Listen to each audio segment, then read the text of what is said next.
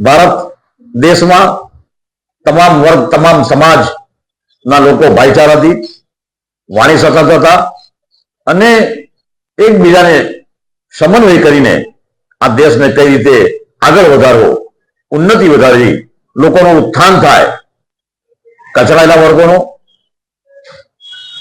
ખાસ કરીને ધ્યાન આપવામાં આવ્યું છે. બાબા સાહેબે જે બંધારણ આપ્યું છે એ બંધારણ કોઈ પણ સંજોગોમાં તેમનામાં કોઈ ફેરફાર કે કોઈ પણ પ્રકારની ગેરરીતિ કરવાનો કોઈ પણ પ્રયાસ કરશે તો ભારતની આ પ્રજા ક્યારે પણ સ્વીકારશે નહીં. હું પૂર્ણ